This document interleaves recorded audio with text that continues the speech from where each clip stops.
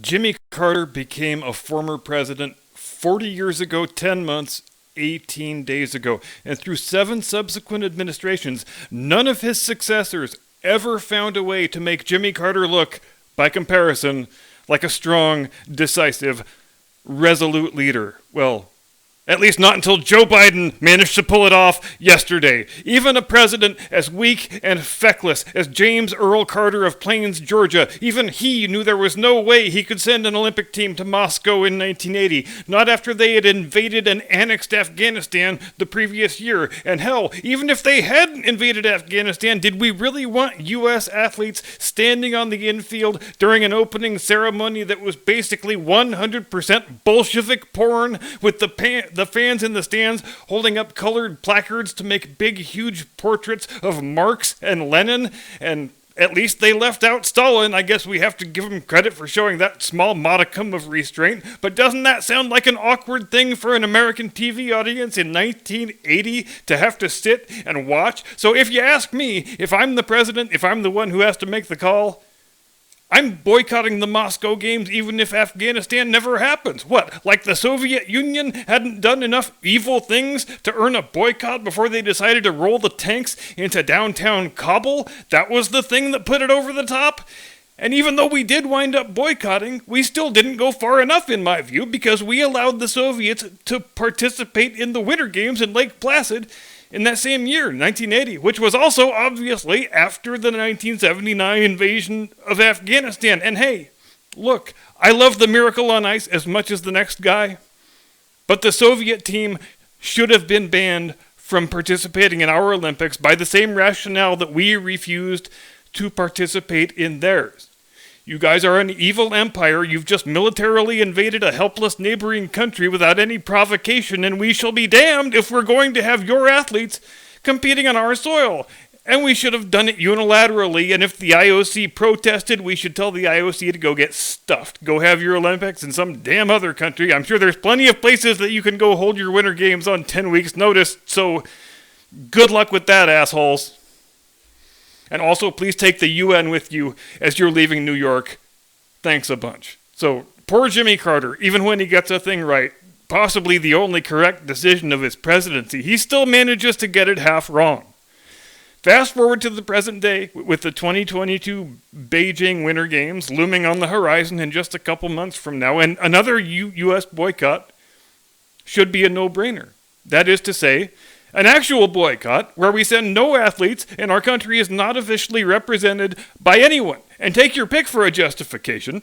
The Uyghur genocide, the military provocations toward Taiwan, the serial and continuing theft of U.S. intellectual and government property. Any one of them does the trick as far as sufficient grounds for skipping these Olympics go. But the Biden administration seems to think they can split the difference and come up with a half-measure solution, so in a show of bravery and resolution and bold leadership that's akin to Teddy Roosevelt leading the charge up San Juan Hill, President Biden's flack, our good friend Lady Ginger McFirebush of Alabaster Farms, she announced yesterday that we, the United States, will be staging a diplomatic boycott of the Beijing Olympics. What the hell is a diplomatic boycott, you ask? Well, that means we send all of our athletes, all of our coaches, all of our training staff, all of our logistical staff. In other words, every single person we would be sending anyway.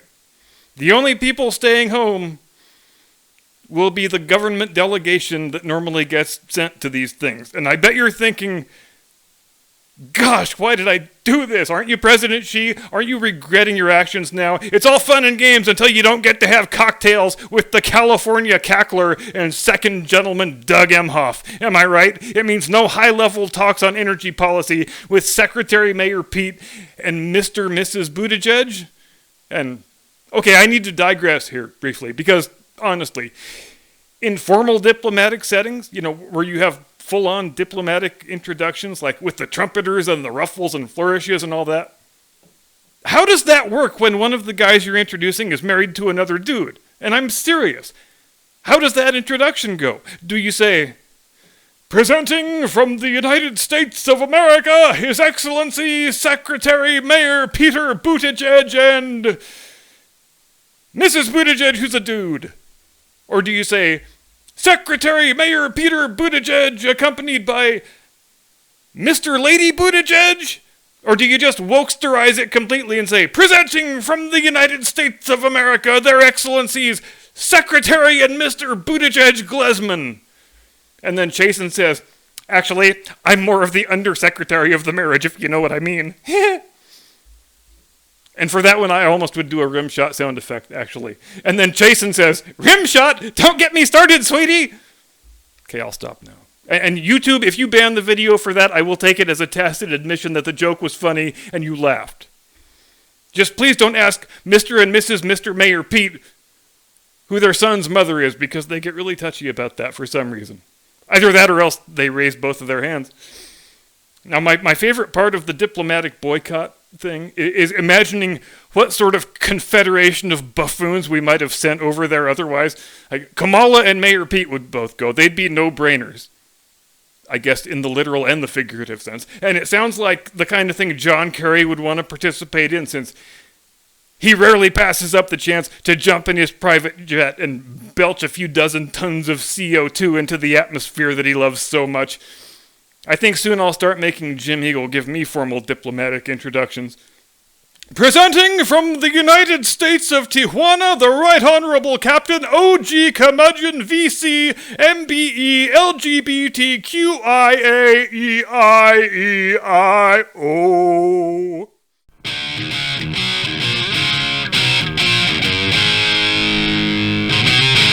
From high atop the battlements of Castle Curmudgeon, where I'm disturbed as you are by how good my gay voice is, sweetie! Good evening, Mr. and Mrs. America, and all ships at sea. Welcome to the program. I am your eponymous host and humble servant, and also your chap-wearing leather god ball gag bag of fun boy.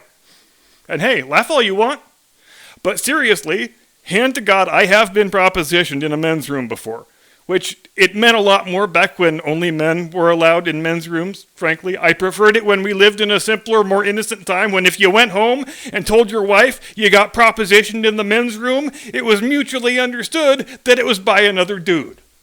But we can't even have that anymore, can we? They just take away everything, all of our traditional values. But as long as we're beginning the episode this way, we might as well talk about... Have you heard about this once-in-a-lifetime female swimmer, this generational talent who's been just tearing it up for the Penn Quakers, practically rewriting the whole Ivy League record book, winning races by 30 and 40 seconds? It turns out this young lady, you'll be shocked to learn, for the first 3 years of her collegiate swimming career was a young man, and his results were, putting it as charitably as we can, somewhere between fair to middling and downright mediocre. But did he finish every race without drowning? Yes, he did. So there's a purple ribbon for that, rest assured. And then, like a bolt from the blue, after 3 years as a totally unremarkable competitor in the male division in a league that, let's be honest, it's not traditionally a hotbed of world-class athletes in any sport, this young man was struck with the life-changing realization that, you know what? I think I'm really a young lady. Because I know I am supposed to be a dominant swimmer. Ever since my earliest memories, this society has been telling me I can be absolutely anything I want to be, and I want to be a dominant swimmer in the Ivy League, but I keep finishing last. Sometimes I finish so far behind the other swimmers, there's nobody left in the arena when I get done, except the janitor who's waiting for me to get my slow ass out of the pool so he can put the cover on and go home. It is my birthright to be a dominant swimmer in the Ivy League, but I keep not being one. The universe keeps not cooperating with the things I know are supposed to happen. So obviously the universe is defective. The universe has made some terrible mistake and robbed me of the athletic glory to which I know I am entitled. I have never been more certain of a thing than I am of the fact that it is my destiny to be a dominant college swimmer who goes on to Olympic glory and cultural superstardom. But all these assholes keep swimming faster than me, and that sucks. I shouldn't have to tolerate not being the best at something I want to be the best at. Now, how can we possibly say life is fair when I know I'm supposed to be the best swimmer in the history of the Ivy League, but I keep finishing 9th in an 8-man field? But you know what? I couldn't help noticing that women don't swim nearly as fast as men do. In fact, if you put my average time up against the personal bests of the girls on the girls' team, my times would kick their ass. So that's it. I can see the whole picture now. Part of my hero's journey to sporting immortality is realizing that the universe made a grievous error by causing me to be born in a male body. Obviously, I have been a girl all along. And imagine how much more hydrodynamic I'm going to be without this annoying penis and testicles. But you know what I can't help noticing, ladies and gentlemen, in these tales of athletic glory by male high school and college athletes who seem to discover their gender dysphoria at the exact same moment they discover their competitive mediocrity when competing against their own gender, and then become dominant female athletes? How come it only ever happens in one direction? How come the next time we hear of a female-to-male transgender person entering men's sports, it'll be the first time?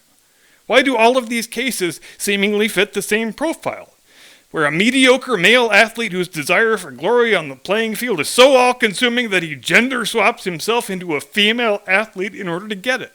The fact of the matter is, we've never seen a headline that says, top athlete undergoes sex change. Well, I guess except when Bruce Jenner decided to become Bruce Jenner with tits, but that was 40 years after the end of his athletic career, so at least he was only doing it for reasons of malignant narcissism and pathological mental illness, rather than to impose a competitive disadvantage on female athletes. But we could make an interesting thought experiment out of that. Suppose it was 1975, and Bruce Jenner of the United States, one of the top 5 decathletes in the world, a year before the Olympics in Montreal, announces, I've decided I'm really a woman. My name's Caitlin now. I'm going to see my gender-affirming healthcare provider next week to get my wedding tackle chopped off. And in next year's Olympics, I intend to compete in the women's decathlon. And of course, we know exactly what would happen if he had said that in 1975. The IOC would have laughed and said, sorry, pal, you're out of your mind. We're not opening up the women's decathlon to people who were men last year because that's insane. It's not even worthy of serious rebuttal. It's insane on its face. It warrants no response but laughter and possibly pity. But today, in the woke Olympic era, if that same scenario happened, the IOC would be turning cartwheels of joy. They would trumpet it as a victory for social justice.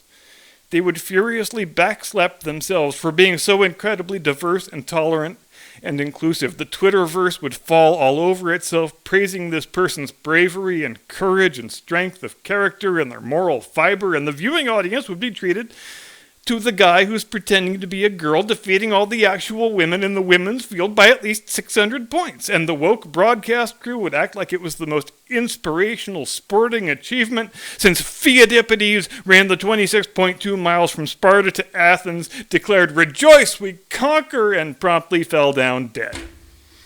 At its core, at its best, isn't the Olympic movement supposed to be about honoring and commemorating and celebrating athletic achievements like that one? People who push their bodies to the absolute limit of human performance and endurance, not for any personal material gain that might accompany it, but for the sake of the achievement itself. I wonder how Pheidippides would react if we could bring him on and interview him right now. The guy who ran such a badass race that they named it the Marathon in his honor. Because they couldn't very well name it the Pheidippides Invitational, I guess. And 2,511 years later, that is the event that closes every 4 years the world's greatest international athletic competition. I think he would probably be pretty blown away by that. He would probably say, like combat veterans always do, that he had a job to do, and he did it the best he could. And then I, the intrepid reporter, in my best Howard Cosell voice, would ask him, "You know, Pheidippides, obviously you're one of the all-time greats, and pardon my truculence in asking, and I mean not to detract in any way from your fine achievement, but the question must be asked. Did you not think to ask someone if you could borrow their horse for an hour or two?" And then Pheidippides says, Howard, you know my name is no longer Theodippides. Why are you dead naming me Howard? I no longer answer to that slave name. I announced my gender change on Twitter almost 10 hours ago. My name is now Theodipida, and I want my record time in the marathon immediately applied to the women's record book because I am the greatest female athlete of all time, and you all are a bunch of transphobic monsters. So here's the serious question I want to pose tonight in closing. How far down this road are sports willing to go? Because it seems pretty abundantly obvious at this point that the lure of athletic success, for whatever reason, is sufficiently powerful that there exists no shortage of male athletes who are willing to cynically exploit the current socio-cultural moment in order to attain that glory. And eventually, inevitably, probably soon, the people who cheerlead the loudest in favor of radical transgenderism are going to have the question put to them: how willing are you to make a complete mockery of women's sports, to render them little more than a circus show, where actual women are expected to lose gracefully in a contest that is grotesquely unfair, to undo the level playing field that women athletes spent over 100 years trying to gain for themselves just because you find it politically convenient right now, today, in the moment. I'm telling you right now, ladies and gentlemen, if there's nothing done to rein in this current trend of male athletes just doing gender swaps and being immediately accepted by the governing bodies as female athletes, it will not be 15 years before every individual record in women's sports is held by someone who was born as a little boy. And who does that help, exactly? What version of social justice is advanced when that becomes the status quo? What message does that send to a little girl who follows all the rules, does everything right, works and works and works to be the best athlete and competitor she can, and she can't even get on the field or on the track or on the court or in the pool? Are we going to reduce female athletes to being placeholders by which we judge the greatness of the dominant formerly male athletes in the women's division? Girl swimmer smashes Ivy League record by 30 seconds. Are we supposed to read headlines like that and pretend we don't know that girl was a dude last year? Are we supposed to celebrate it as a victory for feminism when women's sports are dominated by men? What exactly was the point of opening all the various sports up to female competitors? What was the point of Title IX if we create a world where all the women's records are held by transgenders? We're not supposed to say things like this, but here it comes. The desire to change one's gender is not the product of a healthy, well-adjusted mind. Normal people who think about the world and themselves along normative lines do not wake up one day wanting to have transformative cosmetic surgery performed on their reproductive organs.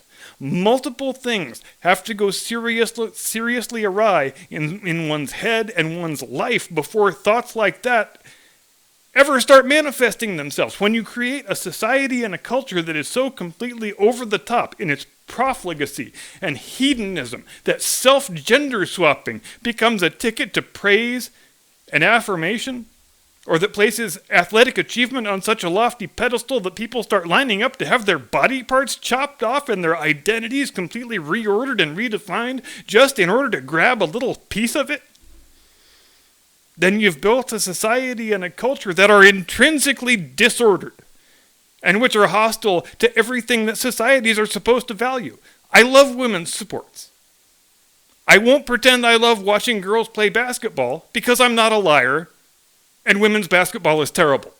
But I still love women's sports. If the WNBA has to exist, I don't want the players to all be former dudes. I'm sure there's somebody somewhere who enjoys watching the NBA and WNBA and isn't closely related to one of the players. And for those 2 or 3 people, I want them to always have a pure product, played by women who were born as 12-pound little girls. And I don't think that's a whole hell of a lot to ask. And that's it for me tonight. Hopefully those Chinese communists won't be in so much trouble from now on, since we've decided to play hardball by denying them to have the chance to have tea with Janet Yellen. I'll be back Friday. Thank you very much for watching. Have a pleasant tomorrow. Do not comply. Get off my lawn.